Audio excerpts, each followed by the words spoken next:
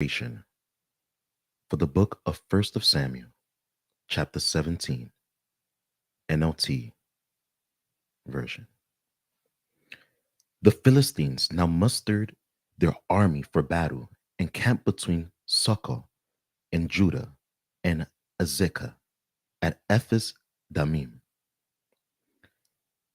Saul countered by gathering his Israelite troops near the valley of Elah. So the Philistines and Israelites faced each other on opposite hills, with the valley between them. Then Goliath, a Philistine champion from Gath, came out of the Philistine ranks to face the forces of Israel. He was over 9 feet tall. He wore a bronze helmet, and his bronze coat of mail weighed 125 pounds. He also wore bronze leg armor, and he carried a bronze javelin on his shoulder. The shaft of his spear was as heavy and thick as a weaver's beam, tipped with an iron spearhead that weighed 15 pounds. His armor bearer walked ahead of him, carrying a shield. Goliath stood and shouted a taunt across the Israelites. "Why are you all coming out to fight?" he called. "I am the Philistine champion, but you are only the servants of Saul. Choose one man to come down here and fight me. If he kills me, then we will be your slaves. But if I kill him, you will be our slaves. I defy the armies of Israel today. Send me a man who will fight me." When Saul and the Israelites heard this, they were terrified and deeply shaken. Now David was the son of a man named Jesse, an Ephraite from Bethlehem in the land of Judah. Jesse was an old man at that time, and he had 8 sons. Jesse's 3 oldest sons, Eliab, Abinadab, and Shimea, had already joined Saul's army to fight the Philistines. David was the youngest son. David's 3 oldest brothers stayed with Saul's army. But David went back and forth so he could help his father with the sheep in Bethlehem. For 40 days, every morning and evening, the Philistine champion strutted in front of the Israelite army. One day, Jesse said to David, "Take this basket of roasted grain and these 10 loaves of bread and carry them quickly to your brothers, and give these 10 cuts of cheese to their captain. See how your brothers are getting along and bring back a report on how they're doing."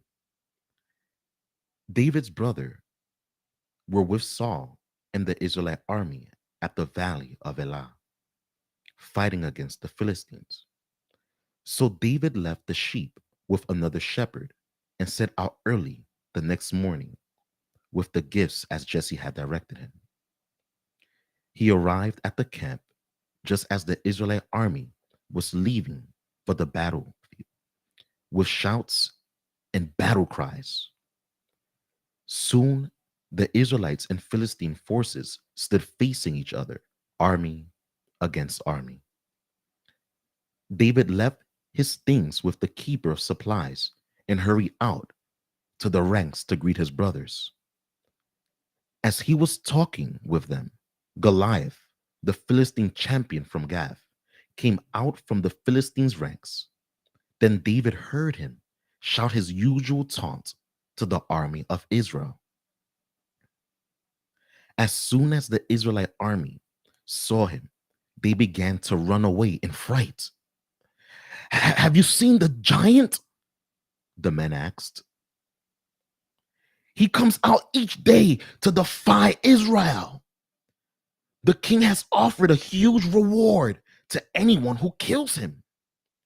He will give that man one of his daughters for a wife, and the man's entire family will be exempted from paying taxes. David asked the soldiers standing nearby, what will a man get for killing this Philistine and ending his defiance of Israel? Who is this pagan Philistine anyway, that he's allowed to defy the armies of the living God? And these men gave David the same reply.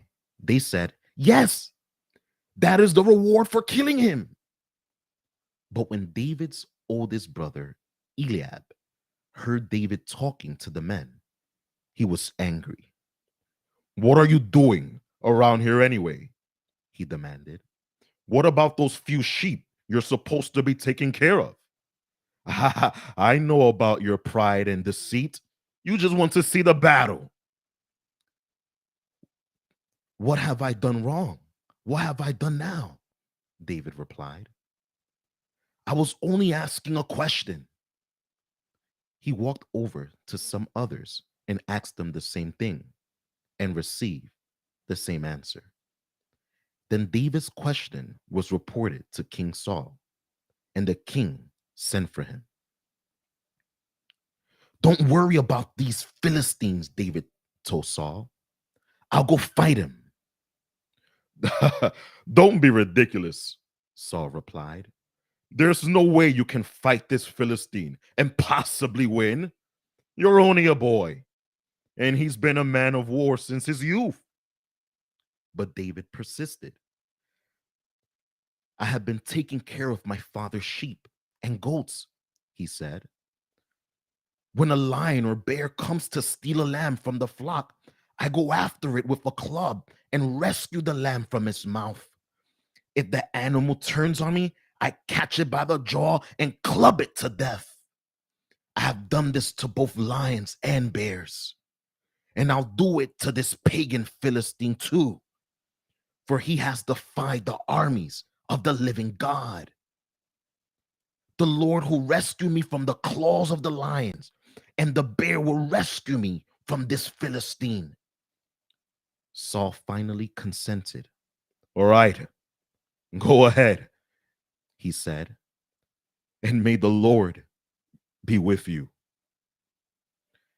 Then Saul gave David his own armor, a bronze helmet, and a coat of mail.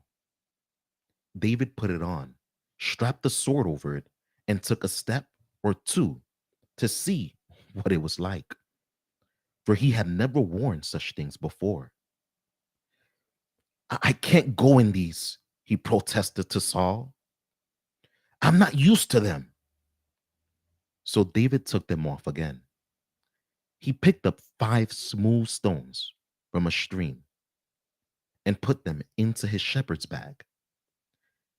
Then, armed only with his shepherd's staff and sling, he started across the valley to fight the Philistine. Goliath walked out toward David with his shear-bearer ahead of him, sneering in contempt at this ruddy-faced boy. Am I a dog? He roared at David, that you come at me with a stick? And he cursed David by the names of his gods. Come over here, and I'll give you your flesh to the birds and wild animals, Goliath yelled. David replied to the Philistine, you come to me with sword, spear, and javelin, but I come to you in the name of the Lord of heaven's army, the God of the armies of Israel, whom you have defied. Today, the Lord will conquer you, and I will kill you and cut off your head. And then I'll give you the dead bodies of your men to the birds and wild animals, and the whole world will know that there is a God in Israel. And everyone assembled here will know that the Lord rescued his people, but not with sword and spear. This is the Lord's battle, and he will give you to us. As Goliath moved closer to attack, David quickly ran out to meet him, reaching into his shepherd bag And taking out a stone, he hurled it with his sling and hit the Philistine in the forehead. The stone sank in, and Goliath stumbled and fell face down on the ground. So David triumphed over the Philistine with only a sling and a stone, for he had no sword. Then David ran over and pulled Goliath's sword from his sheath. David used it to kill him and cut off his head. Israel routs the Philistines. When the Philistines saw that their champion was dead, they turned and ran. Then the men of Israel and Judah gave a great shout of triumph. Hooray! Hooray! And rushed after the Philistines, chasing them as far as Gath. The gates of Ekron and the gates of Ekron. The bodies of the dead and wounded Philistines were strewn all along the road, from Shaaraim as far as Gath and Ekron. Then the Israelites' army returned and plundered the deserted Philistine camp. David took the Philistines' head to Jerusalem, but he stored the man's armor in his own tent. As Saul watched David go out to fight the Philistine, he asked Abner, the commander of his army, Abner, whose son is this young man? I really don't know, Abner declared. Well, find out who he is, the king told him. As soon as David returned from killing Goliath, Abner brought him to Saul with the Philistine head still in his hand. Tell me about your father, young man, Saul said. And David replied, his name is Jesse, and we live in Bethlehem. This has been a narration and voiceover of the book of 1 Samuel, chapter 17.